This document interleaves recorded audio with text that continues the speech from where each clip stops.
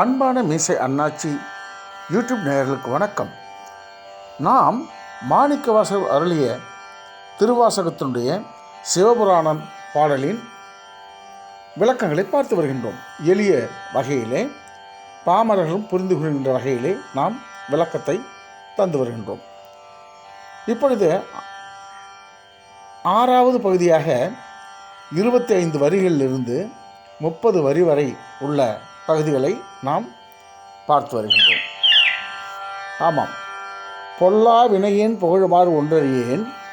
அடுத்து புல்லாகி பூடாகி புழுவாகி மரமாகி பல்விருகமாகி பறவையாய் பாம்பாய் கல்லாய் மனிதராய் பேயாய் கணங்களாய் வல்லசுரராகி முனிவராய் தேவராய் செல்லா நின்ற தாவரச் சங்கமத்துள் எல்லா பிறப்பும் பிறந்திழைத்தேன் எம்பெருமான்.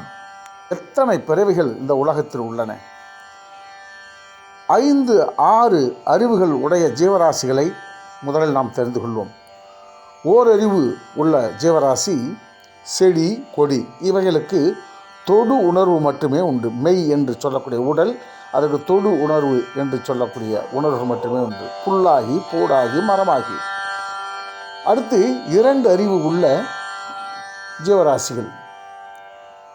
ஆமாம், தொடுதல், அடுத்து சுவைத்தல். இவைகளுக்கு உடம்பு இருக்கும், வாய் இருக்கும், சுவைக்க தெரியும். இவைகளுக்கு உதாரணமாக சிப்பி, நத்தை போன்றவற்றை நாம் அறிகிறோம்.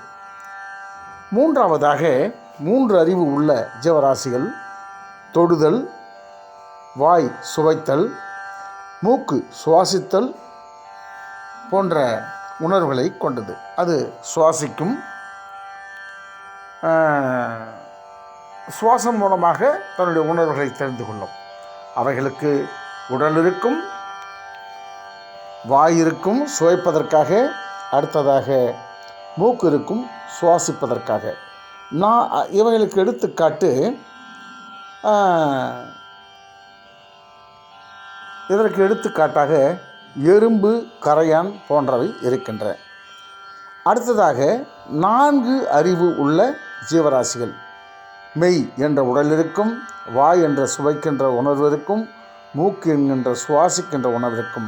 அடுத்ததாக கண் பார்க்கின்ற உணர்வு இருக்கும், பார்க்கும். இவை இதுக்கு எடுத்துக்காட்டாக நாம்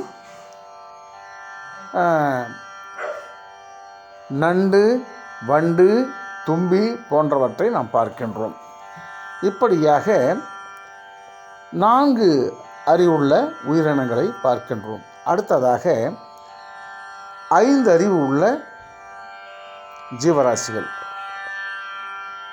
மெய், தொடுத உணர்வு, வாய் சுவைத்தல், மூக்கு சுவாசித்தல், கண்ணு பார்த்தல், அடுத்து செவி கேட்டறிதல். ஆமாம், செவி.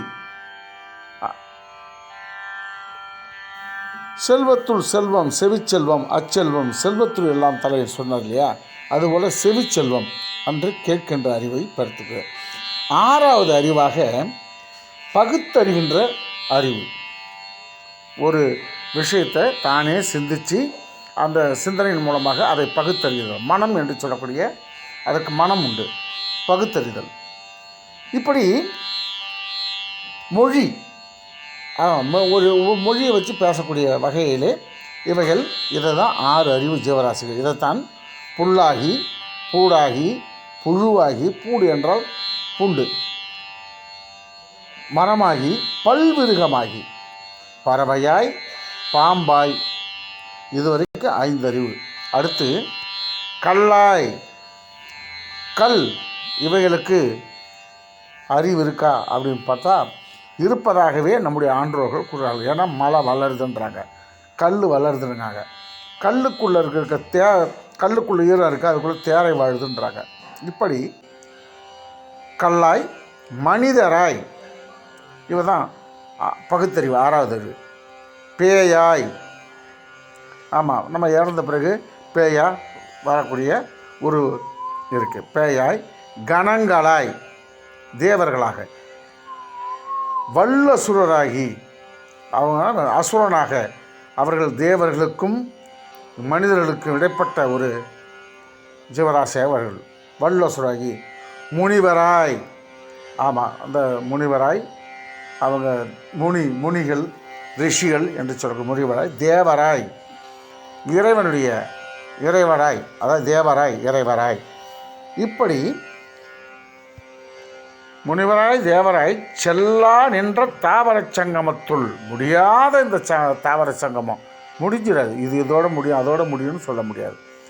தாவரச் சங்கமத்துள் எல்லா பிறப்பும் பிறந்து இழைத்தேன் எம்பெருமான், எல்லா பிறப்பும் நான் பிறந்து இழைச்சிட்டேன் அப்படி என்று மாணிக்கவாசகர் சிவபுராணத்திலே கூறியிருக்கின்றார். ஆக அடுத்ததாக கூறுகிறார், மெய்யே உன் பொன்னடிகள்.